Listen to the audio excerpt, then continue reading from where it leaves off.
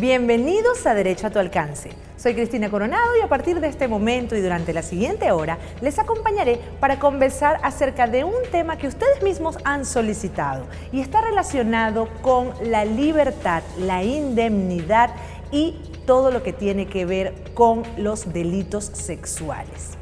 Últimamente hemos visto cómo ha habido un pequeño incremento, un pequeño repunte en las incidencias de agresiones sexuales, tanto contra mujeres adultas como en contra de niñas y adolescentes. Y por esta razón, y en atención a las peticiones que nos han hecho muy gentilmente a través de nuestras cuentas en las redes sociales, vamos a hacer una serie de emisiones con la finalidad de orientarlos en este sentido. Para ello, debemos pasearnos por todos los aspectos relacionados con la conceptualización de las diferentes modalidades de delitos sexuales. También conocer cuáles son esas pruebas que son necesarias adquirir a los efectos de demostrar el acaecimiento de un delito de este tipo y, por supuesto,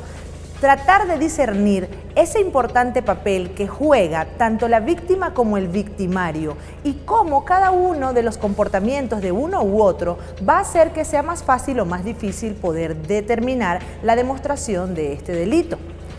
Además, es necesario también que nos paseemos por los aspectos médico-legales, todas esas pruebas desde el punto de vista del interés criminalístico que ayudan a demostrar que estos delitos se han cometido, tanto las que quedan a nivel del cuerpo como las que quedan a nivel de la psique. Todo lo que tiene que ver con las diferentes modalidades de delitos sexuales y también lo relacionado con esos aspectos psicológicos que quedan en la mente humana al pasar por un hecho tan traumático como el del delito sexual.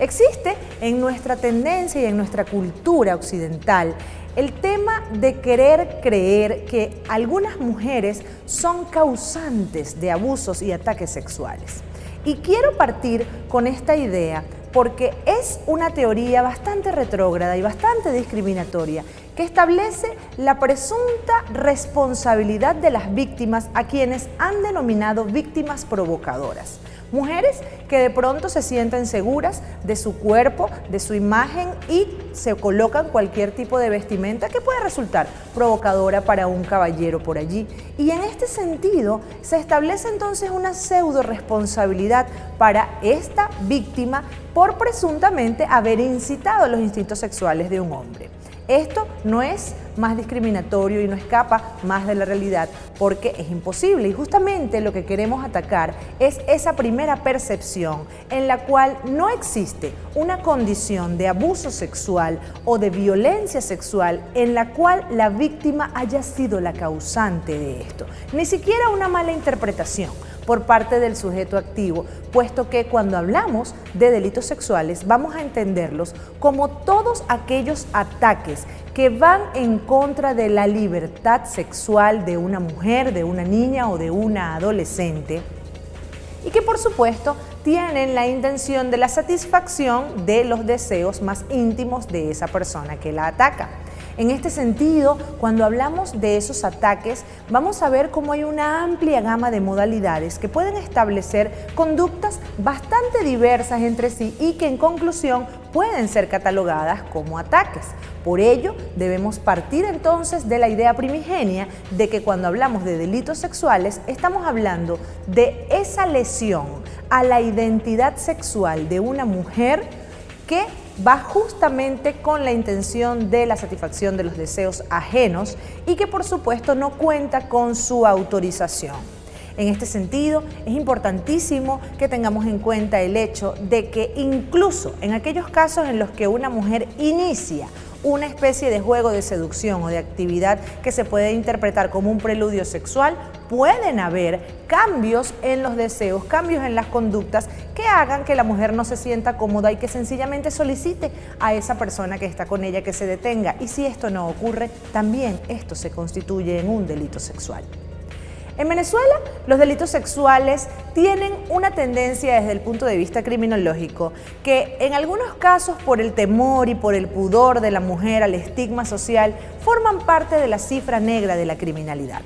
En muchos otros ocurre que el delito sexual no es denunciado prontamente y, como bien dice el dicho, tiempo que pasa, verdad que huye, lo cual establece desde el punto de vista criminalístico la pérdida de esas pruebas y de esas evidencias que nos ayudan a identificar a los autores y partícipes de este terrible hecho punible. Pero además de eso, existe también lo que no es un secreto para nadie y es el retardo procesal.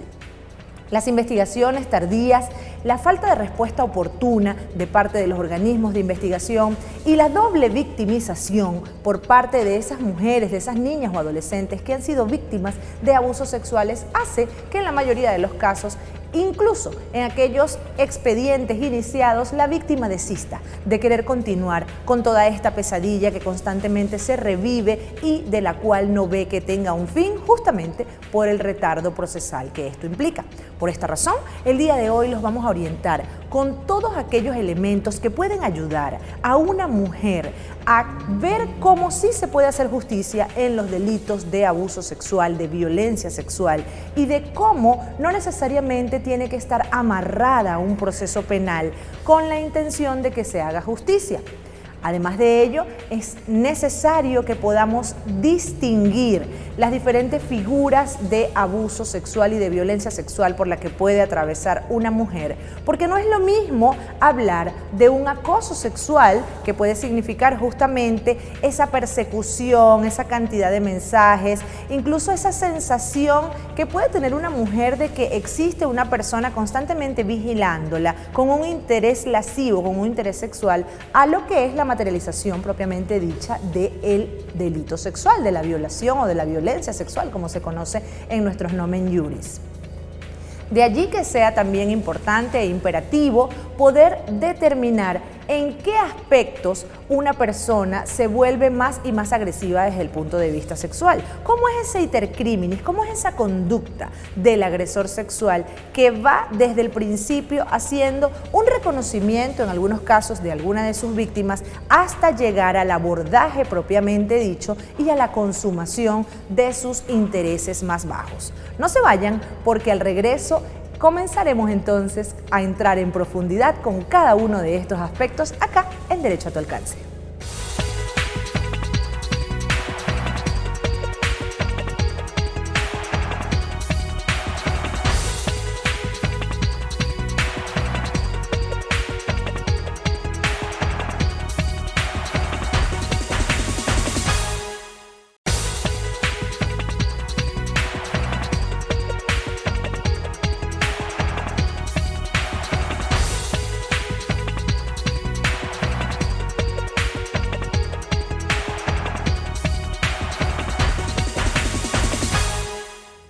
Estamos de vuelta en Derecho a tu Alcance, soy Cristina Coronado y continuaré orientándolos en todos estos aspectos que están relacionados con los delitos sexuales en nuestro país.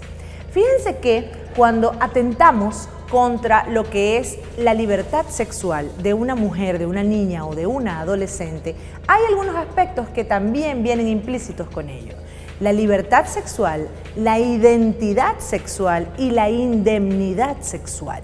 Y esto no es más que la libertad sexual está referida justamente a la elección, a esa capacidad volitiva de decidir cuándo, con quién, dónde y con qué frecuencia puedo tener o no relaciones sexuales o el ejercicio de la función sexual. La libertad sexual no es más que ese derecho que como seres humanos tenemos todos de decidir en qué momento se llevan a cabo la toma de esas decisiones y hasta dónde trascienden estas decisiones en sí mismas. Incluso la libertad sexual está entendida también como esa potestad que cada uno de los seres humanos tenemos en cuanto a lo que puede ser las personas con las cuales deseemos tener o no relaciones sexuales y los momentos en los cuales se tengan a cabo estas relaciones. En cuanto a lo que se relaciona con la identidad sexual es un aspecto bastante interesante, puesto que en la medida en la que socavamos la identidad sexual femenina, es decir, abusamos sexualmente de esa libertad que tiene una persona para escoger con quién tener relaciones sexuales, estamos afectando posiblemente la percepción de su identidad sexual. Imaginemos una niña o un adolescente que es abordada, persuadida por una persona adulta a los fines de que tengan actos sexuales de determinado tipo, bien sea personas de su mismo sexo o del sexo contrario. Recordemos que el libre desarrollo de la personalidad te permite incluso escoger cuál va a ser tu identidad sexual, y cuando existe un menoscabo a los derechos sexuales que tienes como ser humano, esto va a significar que posiblemente se tergiversen lo que es relativo a tu identidad sexual. Ahora bien, todo lo inherente a la indemnidad sexual, esa protección que debe haber en el ser humano para sentir justamente que los derechos sexuales son indemnes a ti, que nadie los afecta y que nadie decide por ti. Son tres aspectos que están allí siempre en juego y que son afectados al momento de hablar de delitos sexuales. Pero, ¿de qué forma se perpetra un abuso o un delito sexual? La legislación venezolana particularmente ha establecido diferentes modalidades de delitos sexuales y en una forma prácticamente de arropar la legislación mundial y de adaptarse como progresivo que debe ser el derecho en cuanto a los diferentes tipos de delitos sexuales. Por antonomasia, todos creemos que hablar de delitos sexuales es solamente hablar de la violencia sexual propiamente dicha, es decir, de la penetración por cualquiera de las vías anatómicas de una mujer,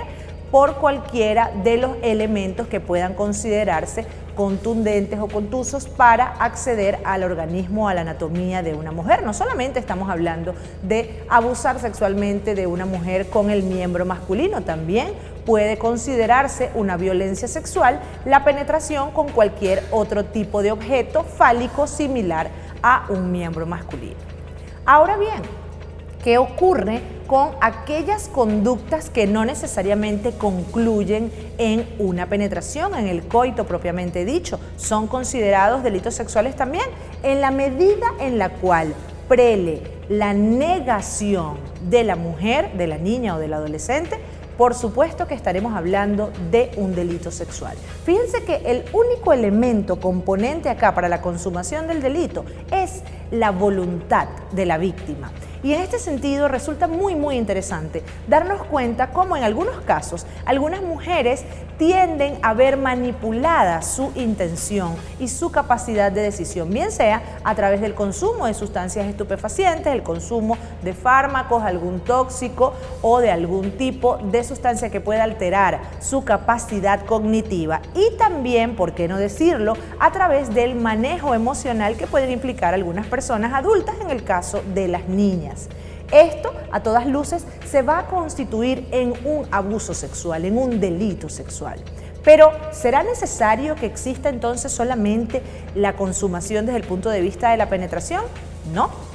Fíjense que podemos hablar de delitos sexuales desde todo lo que implica algo que podría ser considerado como inocuo, pero no lo es, como lo es el delito de acoso sexual. El sentir que tenemos una persona encima de nosotros, constantemente enviando mensajes, constantemente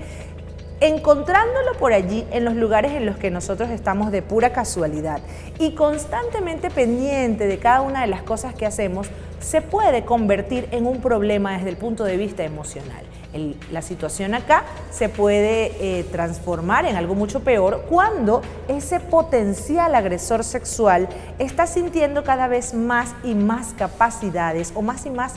fuerza desde el punto de vista de lo que es todo lo que tiene que ver su coraje en cuanto al abordaje de la víctima. Acosar a una mujer puede significar en cierta forma algo que para algunas mujeres, según su conducta o según su carácter, podría resultar inocuo, pero si no tenemos en cuenta la peligrosidad de ese individuo, podríamos estar inadvirtiendo algo que puede terminar muy mal. Además de ello, existe la figura de todo lo que tiene que ver con los delitos informáticos con una connotación sexual. De repente imaginen que tienen una relación con un individuo con el cual intercambiaron imágenes de contenido erótico o, ¿por qué no?, de contenido pornográfico en el caso de que sean adultos. Esta persona entonces comienza, una vez que ha sido rota la relación o que hay algún tipo de problema entre ellos, a extorsionar a la mujer con la existencia de estas imágenes. Además, está la figura de la persona que sin haber tenido ni siquiera una relación íntima con un individuo empieza a recibir estas famosas fotografías de miembros que no han sido solicitadas nunca. Esto también constituye un delito desde el punto de vista sexual. Todo lo que implica los acercamientos físicos, los tocamientos, el estupro en sí mismo, todas aquellas situaciones que tienen que ver con la comodidad de una mujer, incluso el estar en una unidad de transporte público, colocarse detrás de una mujer y frotarla, todo lo que tiene que ver con la activación de esos mecanismos, esos sistemas nerviosos que hacen que la libido se afecte o se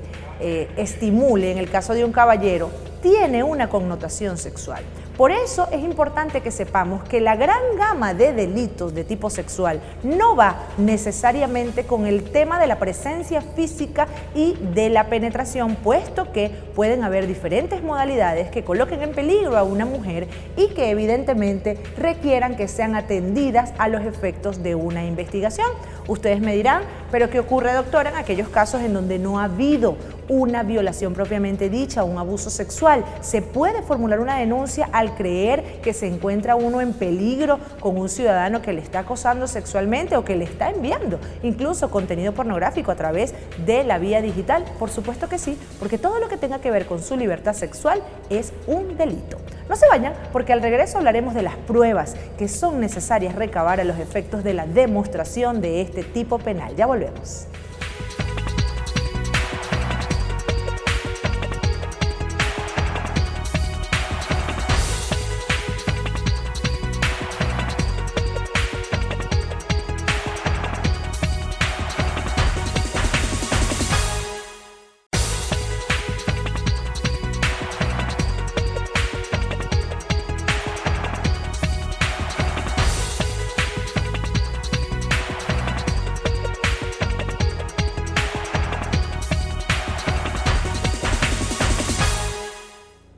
Regresamos a Derecho a tu Alcance, conversando el día de hoy lo que será un seriado de emisiones relacionadas con los delitos sexuales. Y esto gracias a lo que han sido sus requerimientos a través de nuestras cuentas oficiales, porque vemos la preocupación que existe en la colectividad en cuanto al manejo de los delitos sexuales. No hay nada más íntimo para una mujer justamente que su sexualidad, y no hay nada que requiera más protección que este aspecto. Y en este orden de ideas vamos a establecer en este momento aquellas pruebas de interés criminalístico que son necesarios recabar a los efectos de la demostración de este tipo de delitos. Iremos de lo macro a lo micro, y en este sentido comenzaremos entonces con los delitos de violencia sexual propiamente dicho, es decir, el delito consumado de violencia sexual, la penetración por cualquiera de las vías anatómicas por parte del sujeto a la mujer. Y en este sentido también debemos tener en cuenta todos aquellos aspectos propios de algo que se denomina el principio de transferencia. ¿Y qué es esto? El principio de transferencia criminalística no es más que ese resultado que existe entre la causa y efecto de dos cuerpos que están en contacto. Si, por ejemplo, usted coloca su mano húmeda en un vidrio, usted va a dejar huellas en ese vidrio. Además de eso, le van a quedar a usted en sus manos elementos que pudieran estar existentes en ese vidrio. Eso significa transferir. Cuando hay una víctima y un imputado, ese choque de cuerpos, ese roce de cuerpos, implica la transferencia de fluidos de un cuerpo a otro. Pero, ¿qué pasa en los delitos sexuales? Generalmente, el delito sexual implica una intención que está disminuida desde el punto de vista de la víctima, que generalmente no tiene la misma fuerza física y que ve entonces la necesidad de tener que rendirse al ataque. Pero el rendirse al ataque no significa que no haya luchado. Y en esta lucha, precisamente, es en donde se evidencian todos aquellos aspectos del principio de transferencia que pueden servir como un gran caudal probatorio para recabar los medios de prueba que ayuden a demostrar que ese hecho ha ocurrido. Imagínese usted que usted está luchando por zafarse del ataque de un individuo. En consecuencia, aspectos como su cabello van a quedar allí en la lucha, en el lugar de este suceso. Imaginemos que haya sido un vehículo, por ejemplo.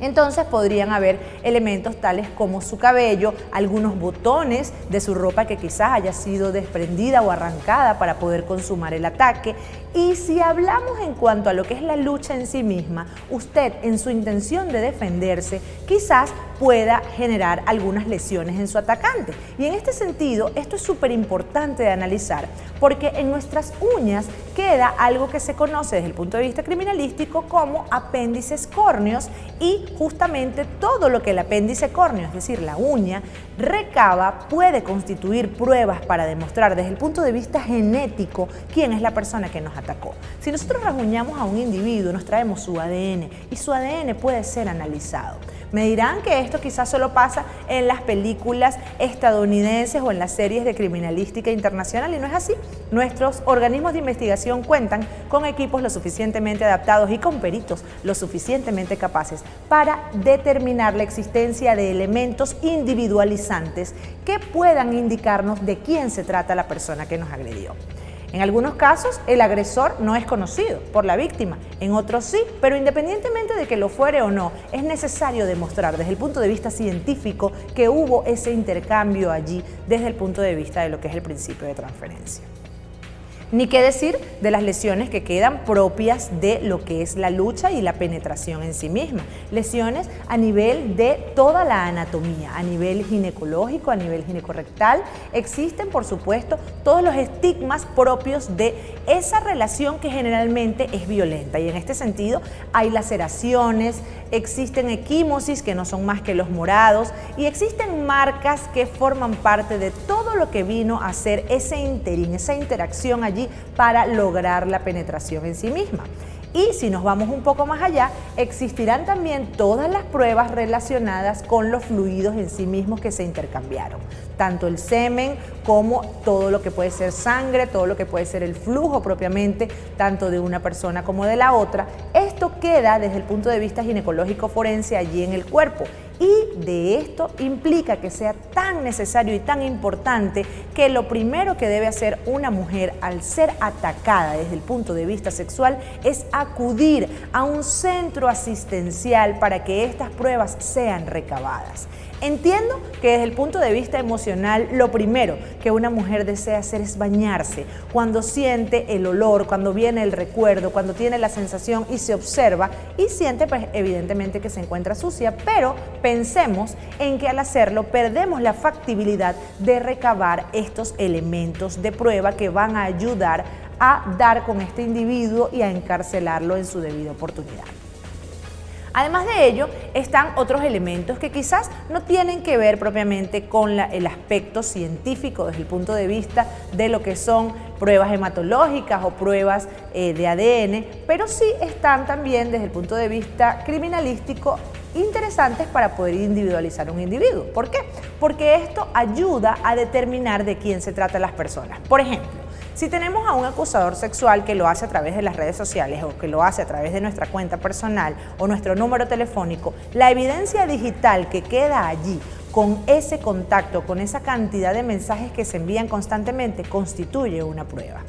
Cuando observamos personas que están constantemente en el sitio en el que nosotros estamos, si bien no todos los lugares tienen cámaras de video para dejar constancia del tránsito que hay, de las personas que circulan por esas zonas, no es menos cierto el hecho de que la mayoría de los individuos tienen celulares consigo. Y el hecho de que tengan celulares consigo implica que si los tienen encendidos van a dejar una traza desde el punto de vista de lo que es la celda que busca una señal para poder funcionar. Así que una forma de demostrar que una persona la está acosando es solicitar que se verifiquen los movimientos desde el punto de vista de la apertura de la celda geográfica de su teléfono para constatar que esa persona se encuentra en el mismo radio de proximidad que usted en diferentes momentos, en diferentes circunstancias, sin tener que ser así. Y esto lo digo por el hecho de que en muchos casos el acosador sexual ni siquiera pertenece a la misma rutina de trabajo o de estudio que su víctima, sino que está allí justamente en la intención de acosar y de amedrentar. Dicho de esta manera, entonces son un gran caudal de pruebas las que podemos recabar para demostrar que estas situaciones han acaecido. Y si esto fuera poco, no se vayan porque al regreso hablaremos de todas las pruebas desde el punto de vista psíquico que quedan y que también ayudan a demostrar que esto ocurrió. Ya regresamos.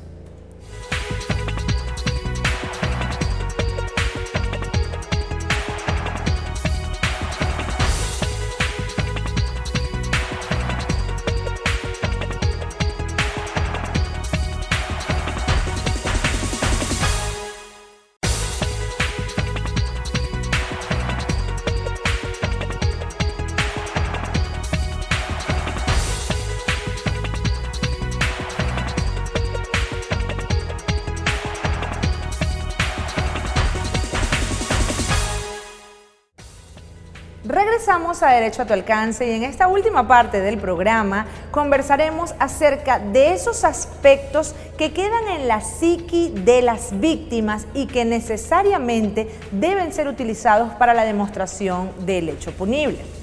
Una de las preocupaciones que ha tenido la audiencia y la mayor cantidad de mensajes que me han enviado están relacionados con el transcurso del tiempo y el hecho de que en muchos casos las mujeres no han formulado la denuncia, apenas ha ocurrido el hecho. Y justamente esta duda tiene mucho sentido porque desde el punto de vista de lo que es el caudal probatorio que hablábamos en la sección anterior, todas esas evidencias que necesariamente deben ser recabadas por lo menos en las primeras 72 horas, esto podría preocupar a una mujer e incluso desesperanzarla en cuanto a su intención de formular una denuncia. Por ello, les oriento en cuanto al hecho de que ante la factibilidad de que usted haya pasado por una situación como esa y no se haya atrevido a formular una denuncia y no haya quedado muestra del estigma físico por el hecho por el cual usted pasó, puede perfectamente solicitar la apertura de una investigación penal porque existe algo que se denominan las pruebas psiquiátricas y psicológicas forenses que nos ayudan a demostrar cómo existen esos vestigios en la psiqui de todo aquel trauma que ocurrió producto de la agresión sexual. Y fíjense que es algo que, si se quiere, es una de las huellas que prácticamente no desaparecen o requieren de una terapia de largos años para desaparecer y, en consecuencia, la existencia de esos vestigios es lo que permitirá que se pueda demostrar que este hecho ocurrió. Existe, desde el punto de vista del derecho, algo que se denomina la mínima actividad probatoria y los delitos intramuros. Cuando una mujer es abusada sexualmente, por ejemplo, en la intimidad de su hogar, y no hay testigos y no hay personas que tengan conocimiento de estos hechos, estamos hablando de un delito intramuro. ¿Por qué? Porque solamente los muros de ese lugar son los testigos silentes de esto que ocurrió. Si a esto le añadimos el hecho de que la mujer quizás no formuló la denuncia en el momento oportuno y no se hicieron las pruebas correctas, entonces solamente tendremos la capacidad de valernos de la prueba forense desde el punto de vista psicológico o psiquiátrico según sea el nivel del trauma. Y esto es así porque la forma en la cual podemos demostrar que esto ocurrió es a través de algo que los psicólogos forenses y los psiquiatras denominan la coherencia del verbatim. ¿Y esto qué es? Cuando una persona pasa por un suceso traumático, generalmente al contarlo la primera vez tiende a omitir algún detalle. Pero luego, cuando se le vuelve a refrescar justamente la memoria en cuanto a detalles, olores, sensaciones, y cuando ya ha pasado la barrera propia del secretismo y de ocultar lo que ocurrió, es allí en donde empiezan a nacer recuerdos que estaban como que prácticamente engavetados allí para evitar el dolor. Estos recuerdos generan una sensación de malestar en el individuo que se notan desde el punto de vista de su lenguaje corporal, que incluso afectan su comportamiento. Existen mujeres que luego de haber sido víctimas de abusos sexuales cambian radicalmente su conducta, y esto tiene muchísima lógica y muchísima certeza en la medida en la cual esta mujer, como hemos dicho a lo largo del programa, ha sido afectada en su esfera más íntima. Y en este sentido debemos tener en cuenta que cuando una mujer tiene la afectación desde el punto de vista psicológico por un trauma de este tipo, esto será demostrado y será notado por el forense especialista en la materia. Por ello, si usted pasó por una situación como esta y no tiene otro medio de prueba, pero sí siente desde el punto de vista emocional ese rasgo allí, esa sensación de que todavía no ha sanado esa herida y quiere intentar pues que se haga la investigación correspondiente, no dude en acudir al Ministerio Público a formular la denuncia de rigor para que se haga la investigación que sea necesaria realizar. No está de más recordarle que la simulación de hechos punibles es un delito muy grave y que puede poner, por supuesto, además en tela de juicio su reputación, el riesgo de la libertad de un individuo, y por ello también las ciencias forenses están dedicadas a demostrar cuando existen algunos rasgos de situaciones que no están lo suficientemente claras en el caso de hechos incoherentes. Lo cierto es que si realmente ha pasado por una situación como la que hemos indicado la noche de hoy, debe establecer la necesidad de que se investigue su delito.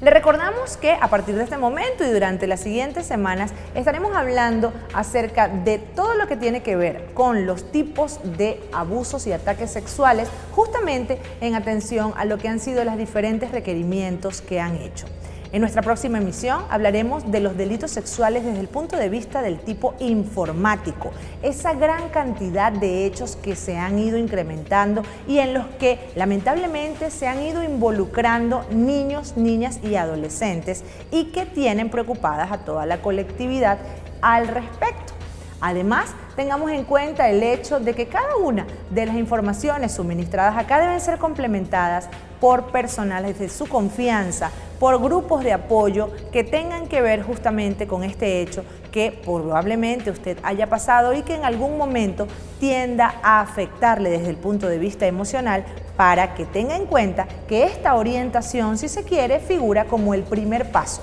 a fin de que usted pueda dar esa decisión de solicitar que se haga justicia ante las situaciones que han pasado. De más está decirle que Latina TV es su casa y pueden seguir contando con nuestros espacios para solicitar aquellos temas que quieran que toquemos y recordar que, como todo el tiempo le decimos, el derecho está a tu alcance.